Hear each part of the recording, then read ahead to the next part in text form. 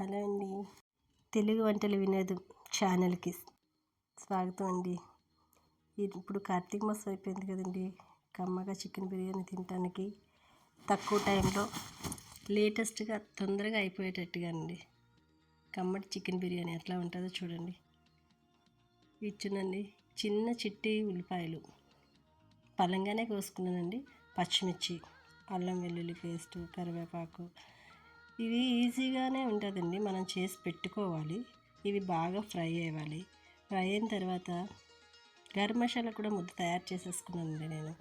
ఈ గరం మసాలా ముద్దలోని ధనియాలు, జీలకర్ర, దాల్చిన చెక్క, లవంగ, యాలకులు, మరాఠా మొగ్గ, అనాస పువ్వు అన్నీ కలిపి మంచిగా గసగసాలు, కొంచెం అందులో జీడిపప్పు, బాదం పప్పులు కూడా కొంచెం వేసుకొని మంచిగా పేస్టే చేసుకున్నాండి. దీనికి డైరెక్ట్గా పేస్టే చాలా రుచిగా ఉంటుంది.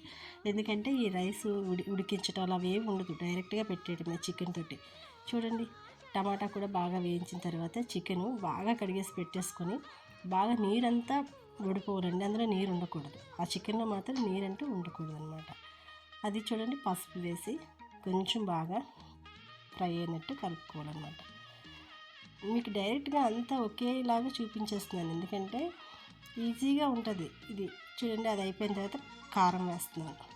వేసే ఐటమ్స్ ఏది ముందు ఏది వెనక చూసుకోవాలండి. దాంట్లో కూడా మనకి చేసే వంటలోని మంచి రుచి వస్తుంది. ఇప్పుడు ఇవన్నీ అయిపోయిన తర్వాత చికెన్లో కొంచెంగా వాటర్ ఎక్కడైనా ఉంటుంది కదండి. ఇప్పుడు సాల్ట్ వేస్తున్నాను అన్నమాట. ఆ సాల్ట్ వేసిన తర్వాత అందులో ఉన్న వాటర్ ఏమైనా ఉంటే ఆ వాటర్ అంతా కూడా బయటకు వచ్చేసి ఆయిల్ కంటెంట్ బయటకు వచ్చినంత వరకు నీట్గా ఫ్రై చేస్తాను అన్నమాట. ఇప్పుడు మనకు చికెన్ వాసన రమ్మన్నా రాదు. నేను వేడి నీళ్ళు ముందుగానే మరిగించుకొని పక్కన పెట్టుకున్నానండి. రైస్ కూడా ఆయిల్ కొంచెం నెయ్యి కానీ వేసేసి కలిపేసుకొని పక్కన పెట్టుకోవాలి కడిగింది. అవి వేసుకుని కొత్తిమీర అందులో, అది మొత్తం చికెన్ అంతా కూడా రోస్ట్ అయినట్టు చేసేసుకున్నాం కాబట్టి ఆయిల్ అంతా బయటకు వచ్చేసింది.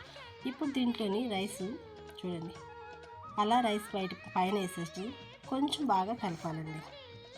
కంటిన్యూగానే అయిపోతుంది. దీంట్లోని ప్రాసెస్ కూడా చూడండి, ఇందులో లేట్ ప్రాసెస్ కూడా ఏమీ లేదు. మీరు కొంచెంగా మసాలా రెడీ పెట్టుకొని ఉంచుకుంటే సరిపోతుందండి. ఇంకేమీ అవసరం లేదు, ఎక్కువ శ్రమ పడాల్సిన అవసరం కూడా లేదు. చూడండి, రైస్ అంతా కూడా బాగా అది కలిపేసుకుని, ఇది పలావ్ అండి. ఆ వేడి నీళ్ళు మరిగే ఉన్నాయి కదండి, దానికి సరిపడినట్టు ముందు పెట్టేసుకొని వేడి నీళ్ళు పెట్టేశానండి.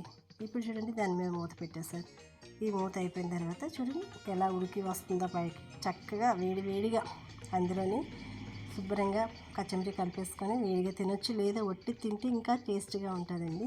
ఒకసారి ట్రై చేసి చూడండి, ఈజీ మెథడ్ అండి, చాలా బాగుంటుంది. ఈ జాబ్కి వెళ్ళి వచ్చిన వాళ్ళకి ఎక్కువసేపు శ్రమ పడకుండా ఈజీగా అయిపోతుందండి. Thank you. షేర్ చేయండి, లైక్ చేయండి.